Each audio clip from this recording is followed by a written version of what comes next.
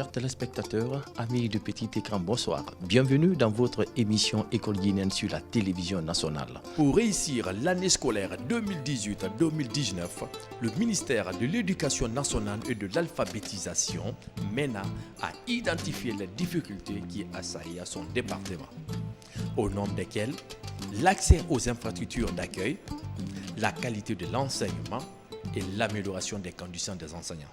Des ateliers préfectoraux, régionaux et nationaux ont été organisés par le ministère pour rehausser justement le niveau de l'enseignement et assurer la formation des enfants. Les propositions issues de ces ateliers seront sans doute profitables au système éducatif guinéen. À noter que plusieurs établissements scolaires sont en voie de rénovation et de construction dans le pays, tels que le lycée Senghor, communément appelé lycée Yimbaya, l'école primaire de Gbessiat, Port 2, etc. Un acte à saluer. Comme le disait le grand penseur Albert Einstein, l'école devrait toujours avoir pour but de donner à ses élèves une personnalité harmonieuse et non de les former en spécialistes. Fin de citation. Aujourd'hui, l'équipe de l'émission École guinéenne reçoit pour vous dans cette émission M. Maurice Sangaré, le ministre de l'Éducation nationale et de l'alphabétisation. Bienvenue, monsieur le ministre. Bonjour, monsieur le journaliste. Monsieur, avant de rentrer d'abord dans le vif du sujet, j'aimerais que vous vous présentez d'abord aux millions de téléspectateurs par rapport à votre carrière. Je suis Maurice Sangaré, professeur de physique-chimie, sorti de l'université de Kankan. J'ai exercé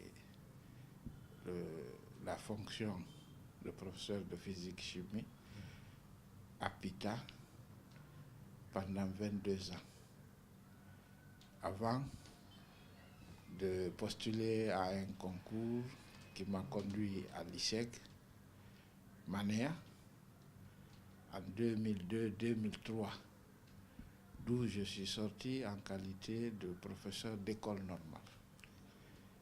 Et après cette formation, j'ai été muté à l'ENI, École normale d'instituteurs de l'Abbé, où j'ai enseigné jusqu'en 2011.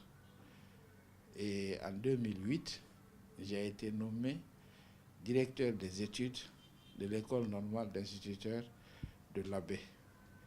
En 2011, inspecteur régional d'éducation de l'Abbé. En 2017, inspecteur régional d'éducation de Mamou. Et maintenant, je suis nommé ministre de l'Éducation nationale et de l'alphabétisation.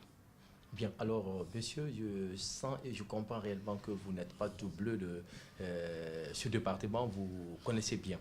Nous avons constaté avec amertume la vétusté des infrastructures d'accueil. Nous avons également constaté aujourd'hui l'ouverture des chantiers dans les zones de Conakry et à l'intérieur. Alors, est-ce qu'on peut savoir le nombre de chantiers et le niveau d'exécution de ces infrastructures?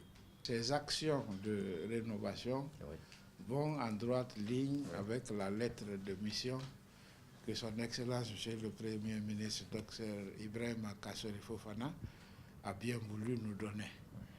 Et vu la vétusté des infrastructures scolaires dans la zone spéciale de Conakry, la région de Conakry, et au niveau surtout des Africof, des infrastructures Africof, alors nous avons été amenés à mener des démarches auprès des autorités compétentes pour que le processus de rénovation de ces infrastructures-là se fasse pour le bien des élèves. Parce que les tôles ne tenaient plus, les plafonds étaient tombés et il y avait des risques au niveau de ces écoles. Et on avait même commencé, mes prédécesseurs avaient même commencé de louer des écoles, des infrastructures privées à la charge de l'État. Et pour éviter tout ça, nous nous sommes engagés dans la rénovation et l'extension de ces infrastructures, telles que vous voyez le spot à la télévision nationale. Et au dire du directeur national des infrastructures scolaires, alors nous sommes aux alentours de 90% d'exécution. Et le travail qui reste à faire n'empêche pas que les cours se déroulent. C'est programmé dans le temps. Peut-on savoir la statistique? Bon, il y a 20 écoles Africof qui ont été concernées. Et récemment, nous avons identifié le site, par exemple, de Frédérico Mayor, qui posait des problèmes et qui a été aussi pris en charge. Oui. Et c'est seulement dans la zone spéciale de Conakry ou bien ça s'étend aussi à l'intérieur du pays? Il y a des programmes de rénovation, des contrats de rénovation qui sont payés et qui sont en cours d'exécution à l'intérieur du pays, dans toutes les régions. Vous savez, le nombre d'élèves va grandissant parce que toutes les dispositions sont prises pour booster la scolarisation. Mais ça a aussi ses conséquences. La scolarisation doit avancer avec la construction des infrastructures. Ou quand il y a une certaine vétusté qui fait que souvent les infrastructures deviennent des infrastructures à risque, et alors les gens sont obligés de procéder à des locations. Mais moi, depuis mon arrivée, j'ai privilégié ou j'ai demandé aux fondateurs d'écoles de passer outre, d'accepter de rétrocéder à l'État ces infrastructures en les vendant. Et il y en a qui ont accepté. Ceux qui ont accepté se sont mis dans la logique d'un contrat de vente et la procédure est en cours avec les services compétents. Puisque moi, mon département ne peut pas acheter des infrastructures, mais le patrimoine bâti à travers les marchés publics, les grands projets et autres services compétents peuvent s'engager et discuter avec les intéressés. Si c'est intéressant, ça sera acheté. Cela pourra lutter contre la pléthore alors? Oui, c'est pour diminuer les effectifs pléthoriques dans nos salles de classe. Il n'est pas rare de rencontrer que dans certaines salles de classe, qu'on ait près de 100 apprenants au lieu de 50 ou 60, puisque nous sommes un pays en voie de développement, on ne peut pas dire qu'il faut 45 forcément. Quand j'ai pris fonction, la charge de location était de 19 milliards. Mais avec les dispositions que nous Pour avons... combien d'établissements? Ben, c'est par établissement? Non, c'est réparti entre 16 écoles. 16 écoles.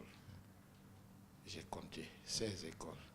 Anciens contrats et nouveaux qui avaient commencé avant ma prise de fonction. Bien, monsieur le ministre, nous allons essayer d'aborder le deuxième aspect qui est la qualité de l'enseignement. Qu'est-ce qui est envisagé par votre département pour l'excellence du système éducatif? Vous savez, en termes de qualité, on ne peut pas occulter la performance du maître. Si le maître est bien formé, les élèves vont bien apprendre, il y aura de la qualité à l'école. Les produits seront compétitifs. Mais si cela n'est pas, il y a toujours des problèmes. Et c'est notre cas. Vous-même, vous n'avez cessé de dire que le niveau affaibli. Il y a à la fois des bons et des mauvais enseignants.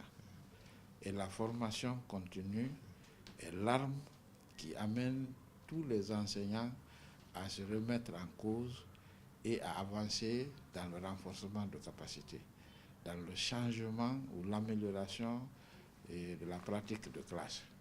C'est ce que nous allons privilégier. C'est la seule stratégie ou bien vous avez assez de stratégie? Nous allons évaluer les enseignants, tous les enseignants en situation de classe. Ceux qui ont des insuffisances seront identifiés, les insuffisances seront sériées et des dispositions adéquates seront prises pour que la qualité revienne de ce côté-là. On ne peut pas parler de bon apprentissage si le processus, l'enseignant lui-même n'est pas bien. Quelles sont les conditions de recrutement des contractuels de l'État?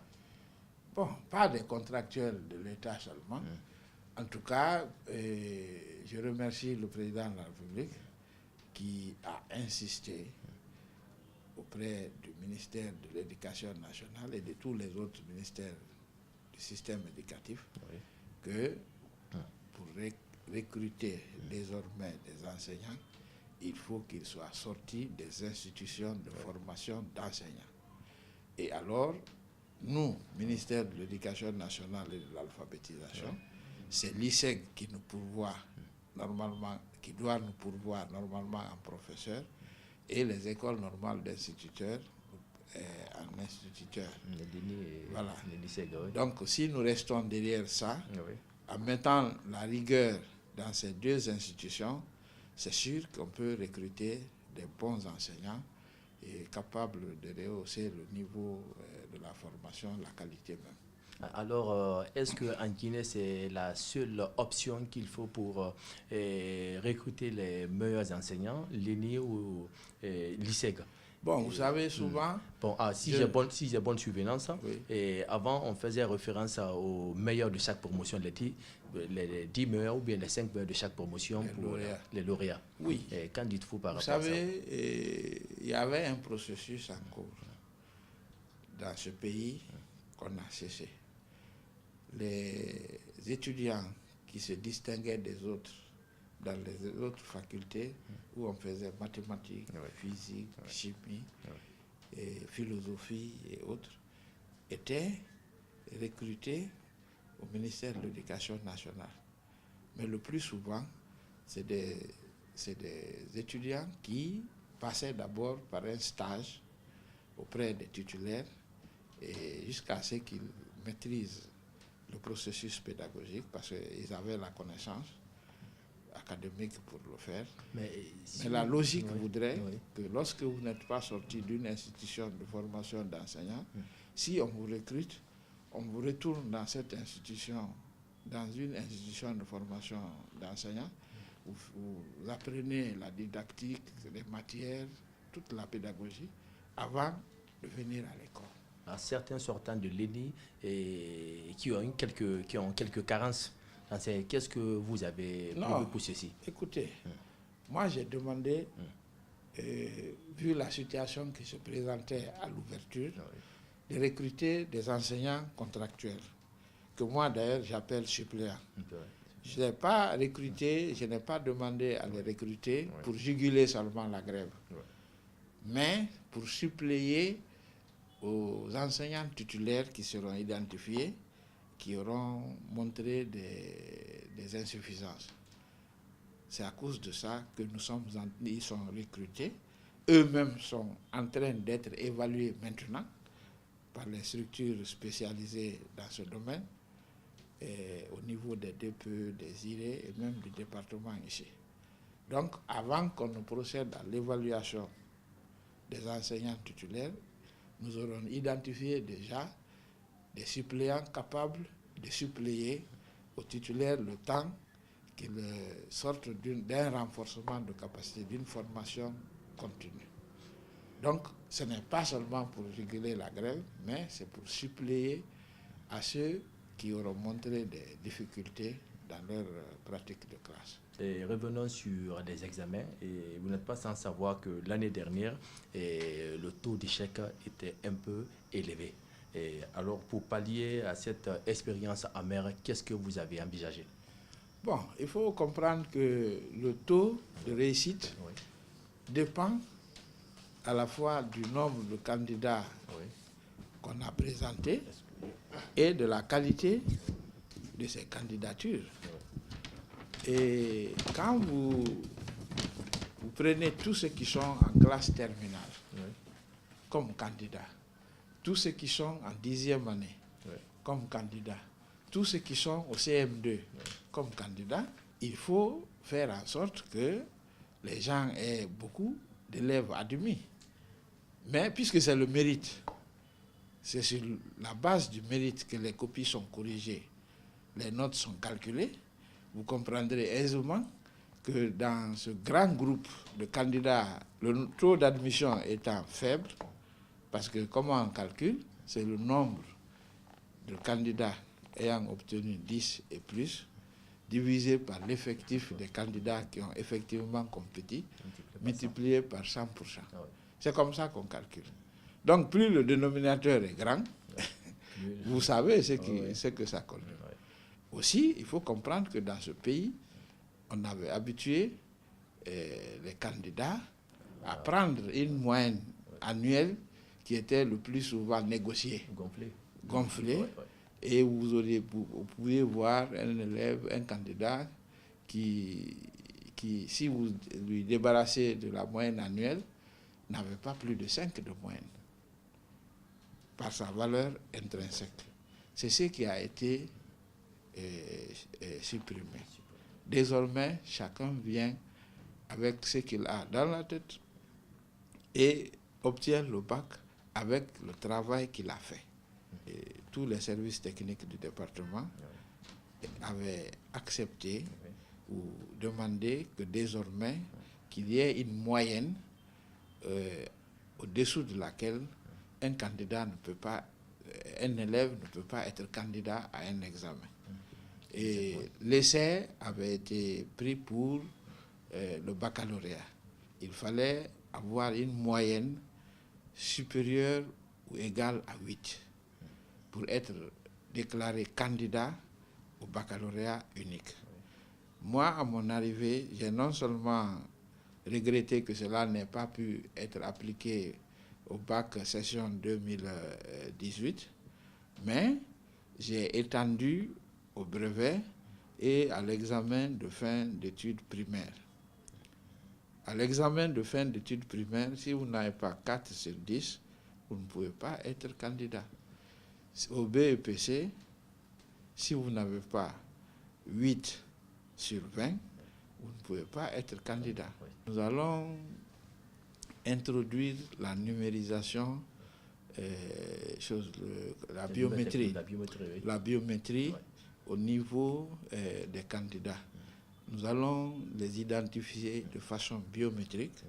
Ainsi, si vous venez, vous êtes quelqu'un qui veut se substituer, vous ne passez pas. Un système de pointage. Voilà, parce que la machine va vous reconnaître et vous serez renvoyé.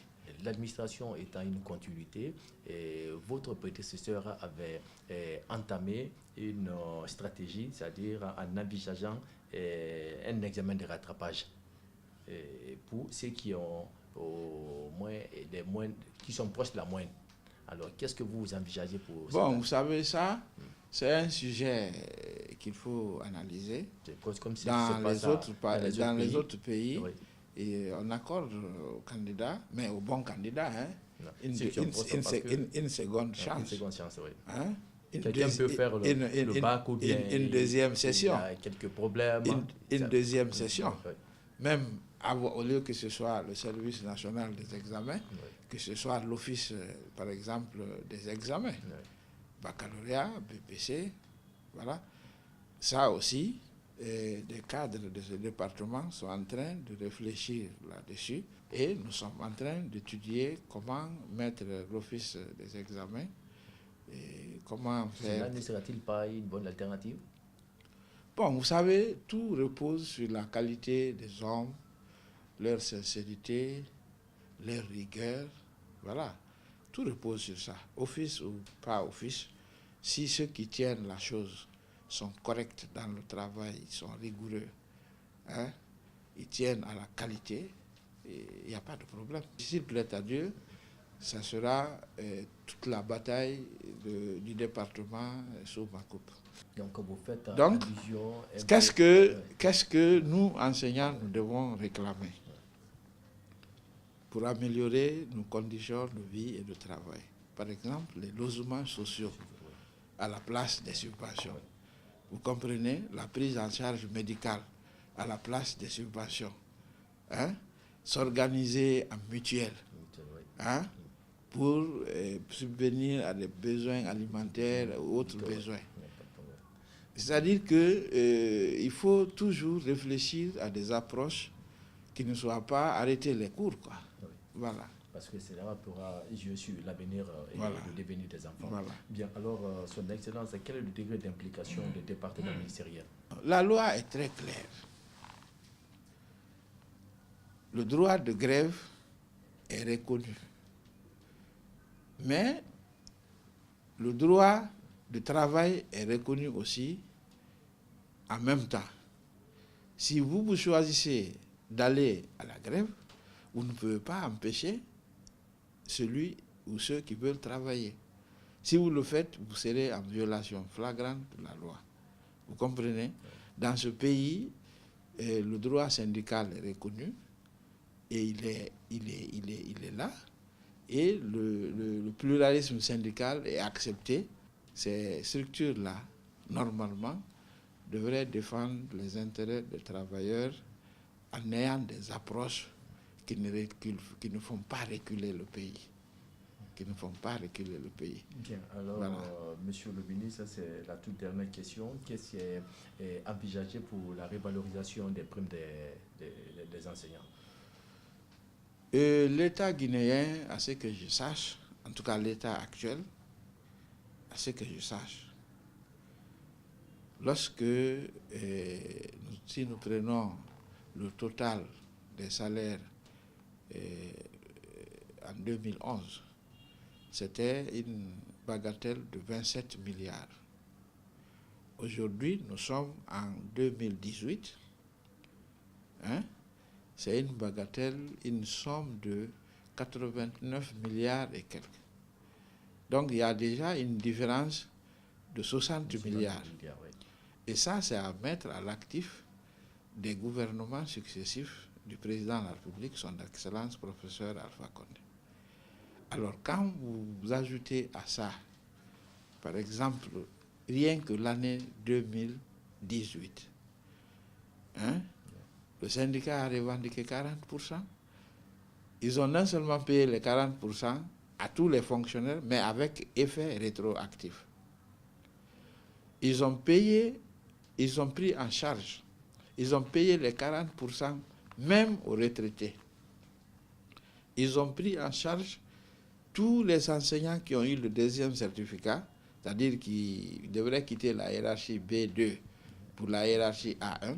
Ils ont pris tout ceci en charge. Ils ont pris les enseignants qui ont obtenu le certificat d'aptitude professionnelle, donc qui ont quitté la hiérarchie C pour la hiérarchie B1. Ils ont été tous pris en charge. Tout ça dans l'intervalle de moins de 6 mois. Est-ce que vous pensez encore qu'on peut parler de 8 millions à ce même gouvernement la même année? Moi, je pense que ce n'est pas bien réfléchi. Il faut réfléchir à d'autres approches. Et je vous ai cité ces approches-là. Ce n'est pas la masse d'argent qu'il faut avoir dans son sac, mais qu'est-ce que ça peut avoir? Et c'est ce qu'il faut cultiver. Monsieur le ministre, votre mot de la fin. Bon, je lance un appel à tous les enseignants de prendre le travail au sérieux, à tous les parents d'élèves de jouer leur rôle. Et nous, enseignants, le travail que nous faisons en classe, c'est enseigner la science, les matières que nous dispensons. C'est à eux de prolonger l'éducation des enfants à la maison. Si la maison n'accompagne pas l'école, eh bien, la formation des élèves devient un problème. Et à la Fédération guinéenne des parents d'élèves et amis de l'école, nous lançons cet appel-là pour dire aux uns et aux autres d'approcher l'école à travers leurs enfants.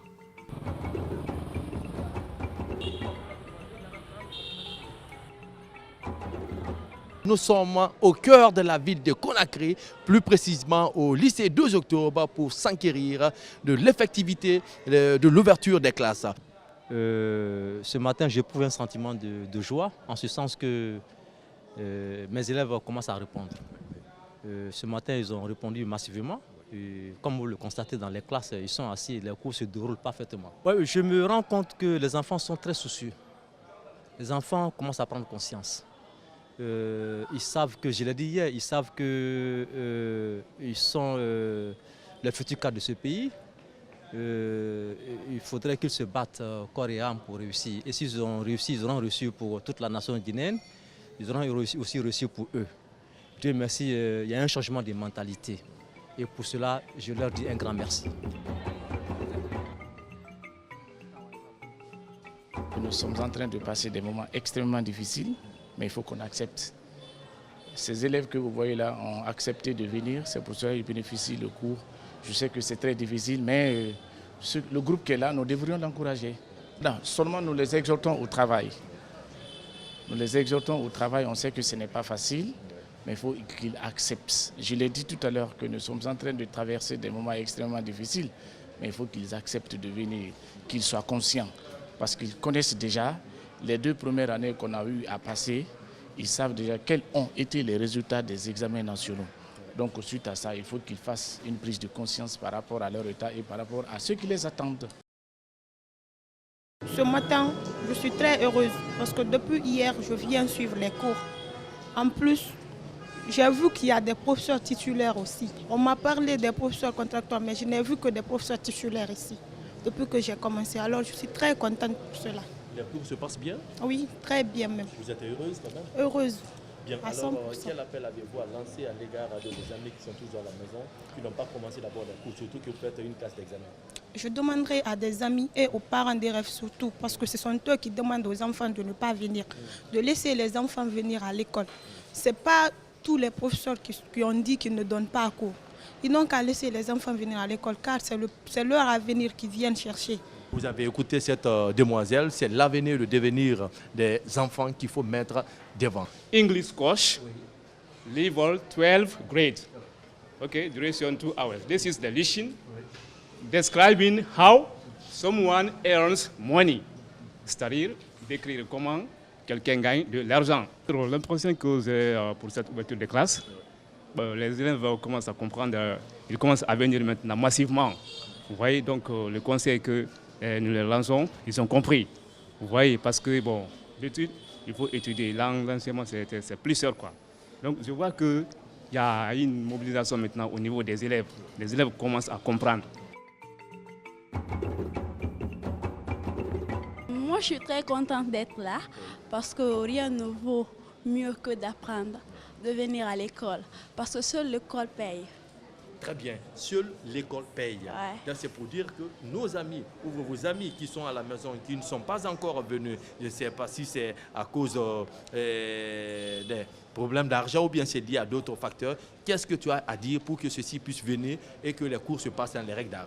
Mes amis qui sont à la maison, je les invite tous de venir. Je vais demander aux parents d'élèves de laisser les enfants venir à l'école. Parce que nous sommes là. Ils se disent que si les enfants nous viennent, qu'ils ne sont pas sécurisés, or que ce n'est pas vrai. Nous sommes là depuis hier. Surtout que vous êtes en face de combien de ministères? Oui, on est il y a l'ambassade de Paris qui est en face là, le palais et le ministère de tutelle aussi qui est en face de vous. Je crois bien que vous êtes en sécurité. C'est que je suis heureux. Je suis tellement content que je ne peux même pas m'exprimer parce que j'ai fait des mois et des mois à la maison et j'avais hâte de venir à l'école pour commencer les cours.